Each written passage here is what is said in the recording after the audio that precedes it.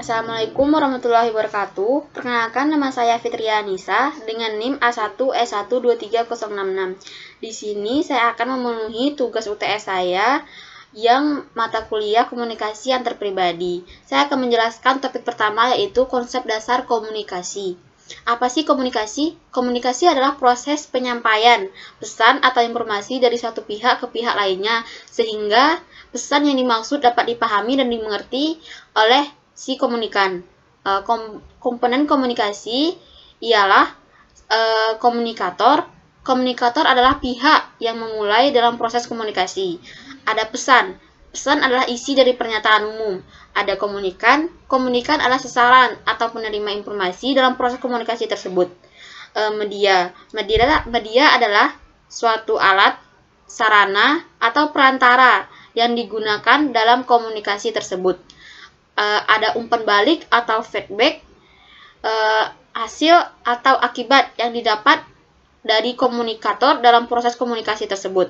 Ada hambatan. Hambatan adalah gangguan yang terjadi pada saat proses komunikasi. Diri dalam komunikasi atau bentuk dari komunikasi yang paling murni dan dasar yang menggunakan bahasa atau pikiran yang terjadi dalam individu itu sendiri dengan suatu subjek yang tidak tampak. Persepsi adalah pengalaman tentang objek, peristiwa, atau hubungan-hubungan yang diperoleh dengan menyimpulkan informasi dan menafsirkan pesan. Ada beberapa tata cara mendengarkan yang baik.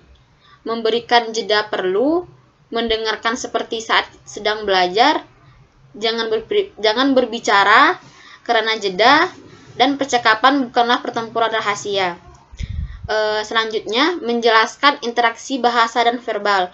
Bahasa adalah kemampuan yang dimiliki manusia untuk berkomunikasi dengan manusia lainnya, sedangkan verbal adalah komunikasi yang menggunakan kata-kata, baik itu secara lisan maupun itu tulisan. Bahasa sebagai sistem simbol. Sistem lambang atau simbol bunyi yang berkembang berdasarkan suatu aturan yang disepakati oleh pemakainya.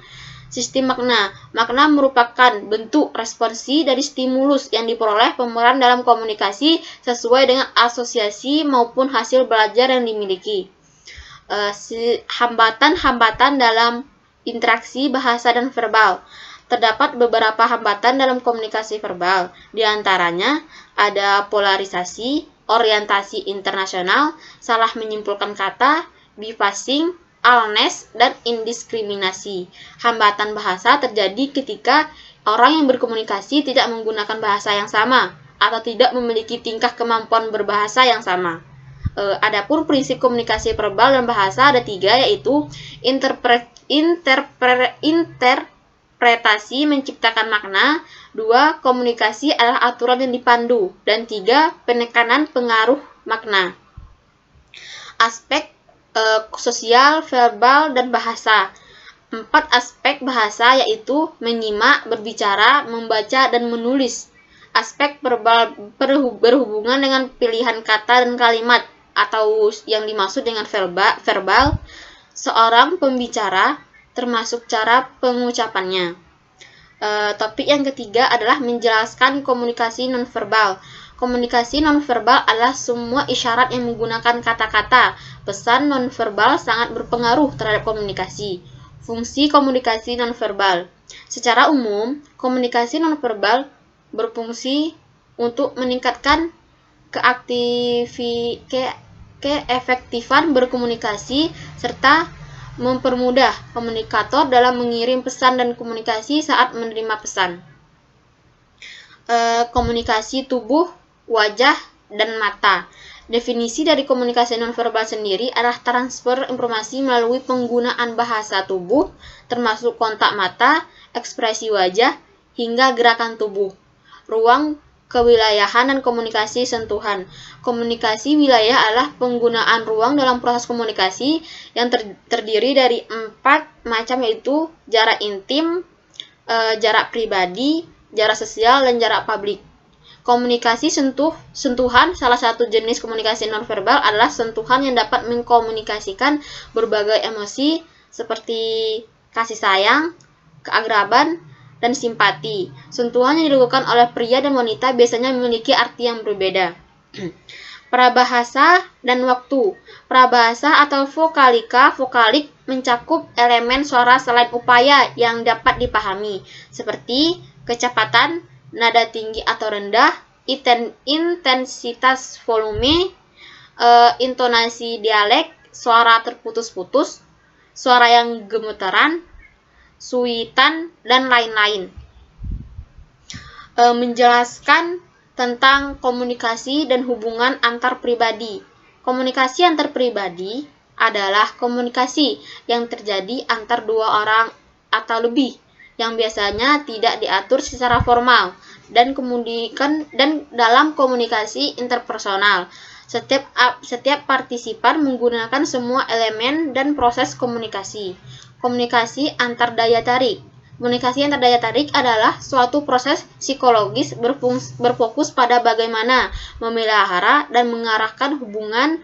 Hal itu dipengaruhi oleh adanya kesukaan yang dilihat dari fisik, perilaku, penampilan, atau kompetensi. Pengembangan dan perusakan hubungan.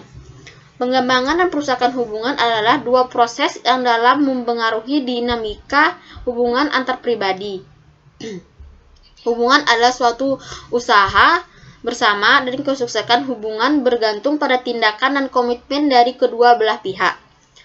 Memperbaiki komunikasi antar pribadi, manajemen konflik, yaitu tunjukkan senyuman, jadilah partner yang pengertian dan perhatian, bangun kebersamaan, menjadi penanganan dan selesaian perselisihan, mendengarkan sebanyak kamu berbicara.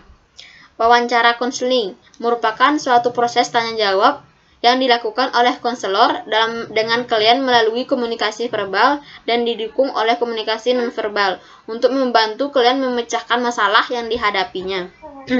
Menjelaskan tentang komunikasi kelompok dan komunikasi organisasi. Komunikasi kelompok ialah komunikasi yang berlangsung antar beberapa orang dalam suatu kelompok kecil seperti pada rapat, pertemuan, ataupun konferensi. Komunikasi organisasi merupakan bentuk pertukaran pesan antara unit-unit komunikasi yang berada di dalam suatu organisasi. Komunikasi antar budaya. Komunikasi yang terjadi bila produsen pesan atau anggota suatu budaya dan penerima pesannya adalah anggota suatu budaya lainnya.